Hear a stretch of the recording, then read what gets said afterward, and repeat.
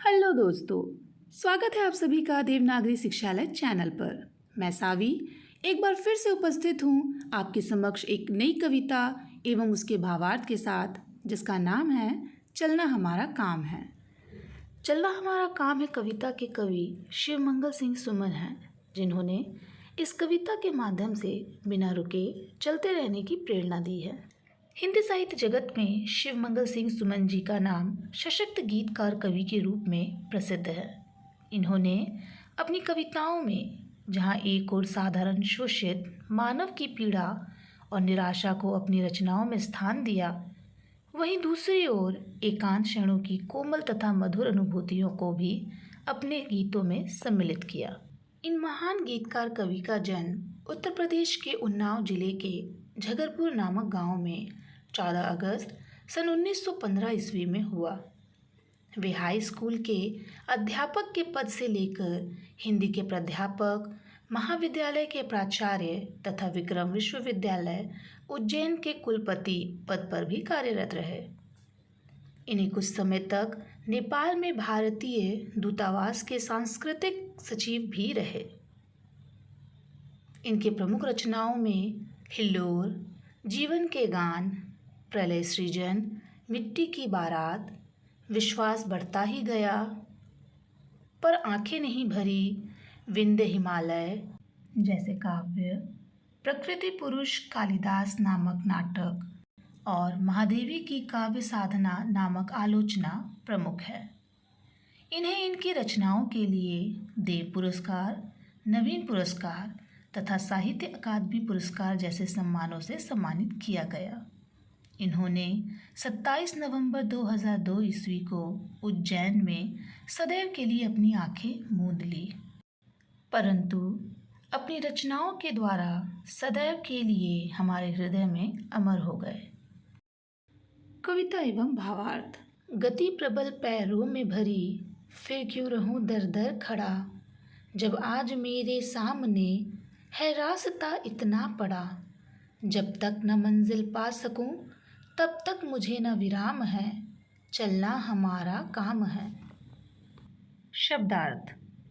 गति अर्थात चाल, प्रबल अर्थात अति तीव्र, मंजिल अर्थात लक्ष्य, विराम अर्थात रुक जाना, विराम ले लेना।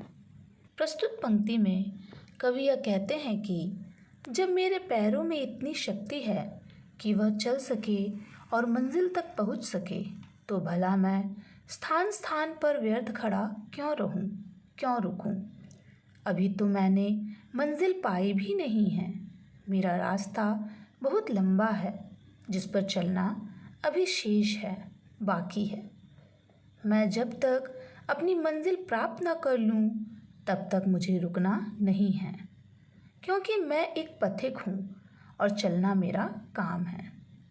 दूसरे शब्दों में हम यह कह सकते हैं कि कवि मानव को यात्री की संज्ञा देते हुए अपने लक्ष्य तक पहुँचने के लिए लगातार बढ़ते रहने की प्रेरणा दे रहे हैं। वे कहना चाहते हैं कि जब तक लक्ष्य की प्राप्ति न हो, तब तक हमें अपने लक्ष्य की ओर बिना रुके चलते जाना चाहिए। कुछ कह लिया, कुछ सुन लिया, कुछ बोझ अपना बट गया, अच्छा हुआ तुम मिल गई, कुछ रास्ता ही कट गया। क्या राह में परिचय कहूँ, राही हमारा नाम है, चलना हमारा काम है। शब्दार्थ। राही अर्थात यात्री। प्रस्तुत पंक्ति में कवि अपने जीवन साथी को संबोधित करते हुए कहते हैं कि मेरे जीवन में तुम्हारे आ जाने से मेरा रास्ता बड़ी आसानी से कट गया। कुछ मैंने कहा और कुछ तुमने कहा, और यूं ही कहते सुनते हम दोनों ने एक अच्छा समय बिता लिया और साथ ही साथ एक दूसरे का बोझ भी बांट लिया। आगे वे कहते हैं कि सफ़र में हम दोनों ही राही हैं, अर्थात यात्री हैं। यही हमारा नाम है और चलना हमारा काम है। दूसरे शब्दों में हम यह कह सकते हैं कि कवि ज़िंदगी के सफ़र में एक साथी के होने के महत्व को बताना चाहते हैं। उनके अनुसार हम सब राही हैं और चलना ही हमारा काम है।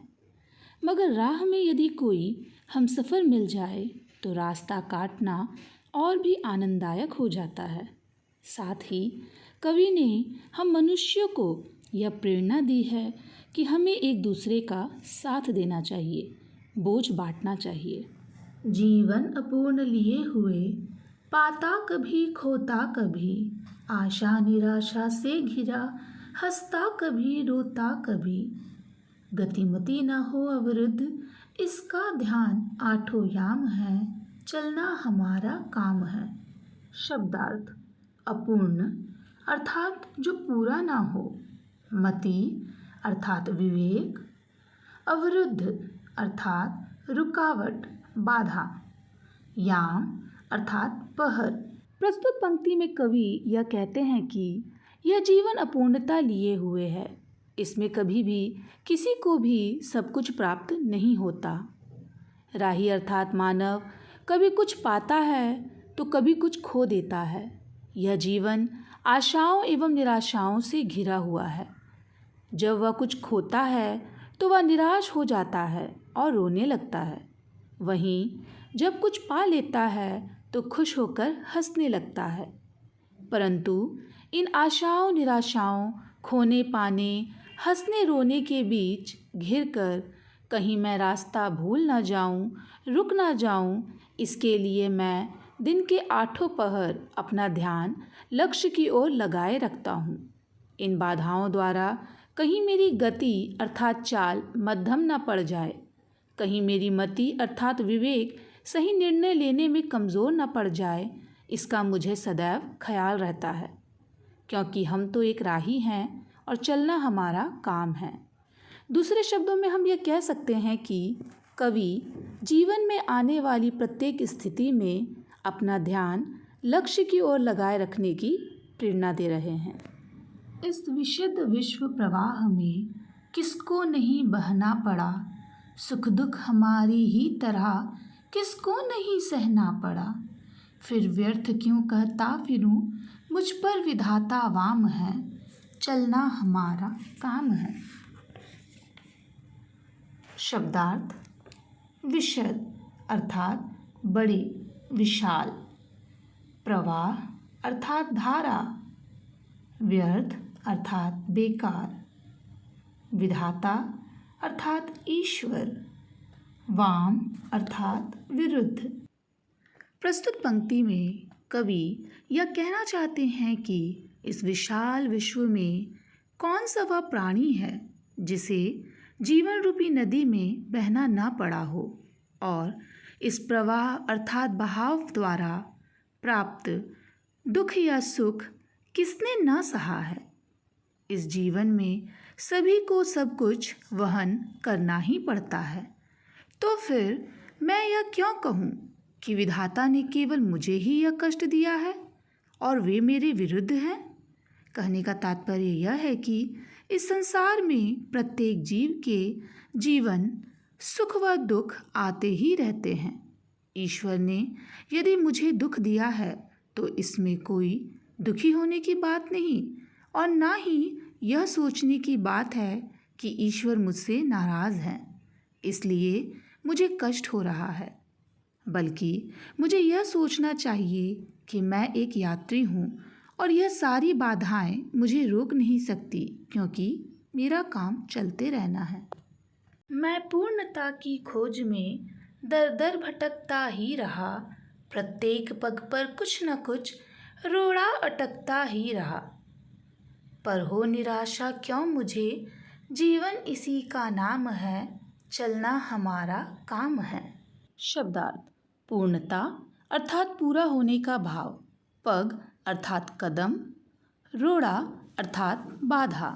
प्रस्तुत पंक्ति में कवि यह कहना चाहते हैं कि यह जीवन अपूर्ण है, फिर भी मैं इसमें पूर्णता की खोज करता रहा, और खोज के कारण मैं जाने कहाँ कहाँ ना भटकता रहा, किंतु उस पूर्णता को पा ना सका। हर एक कदम पर अर्थात मेरे मार्ग में कई बाधाएं आती रहीं, जिसने मुझे रोकना चाहा, किंतु क्या मुझे इन रोड़ों अर्थात रुकावटों के डर से रुक जाना चाहिए, निराश हो जाना चाहिए? नहीं, मुझे निराशा क्यों हो भला। इन उतार चढ़ाव का नाम ही तो जीवन है। दूसरे शब्दों में कहें तो कवि स्वयं का उदाहरण देकर मानव जाति को यह प्रेरणा दे रहे हैं कि यदि स्वयं के लक्ष्य तक पहुंचने वाले रास्ते में उतार चढ़ाव मिले, रुकावटें मिले, तब भी निराश नहीं होना चाहिए, क्योंकि हम सभी यात्री हैं और चलना हमारा काम है। कुछ साथ में चलते रहे, कुछ बीच ही से फिर गए, पर गति ना जीवन की रुकी, जो गिर गए सो गिर गए।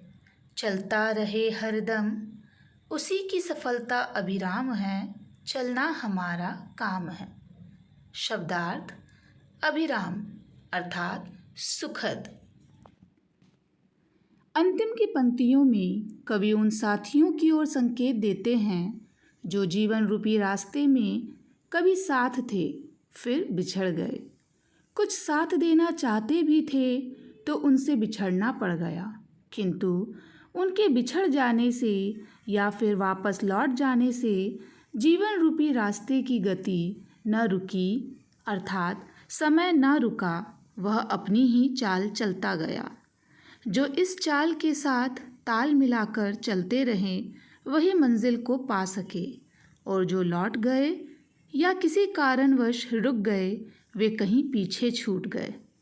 आगे कवि कहते हैं कि समय पर प्राप्त होने वाली सफलता ही सुखद अनुभूति प्रदान करती है, इसीलिए हर दम चलते रहना चाहिए। जो दुख से घबराकर या दुखी निराश होकर रुक जाते हैं या अपनी मंजिल पाने का निश्चय त्याग देते हैं, कभी सफलता को प्राप्त नहीं कर पाते, और यदि सफलता प्राप्त कर भी लेते हैं तो उन्हें उस सुख की प्राप्ति नहीं होती जो लगातार चलते रहने वालों को और समय पर सफलता प्राप्त करने वालों को मिलती है। इसी के साथ चलना हमारा काम है कविता एवं भावार्थ संपन्न हुआ। मिलते हैं अपने अगले वीडियो पर।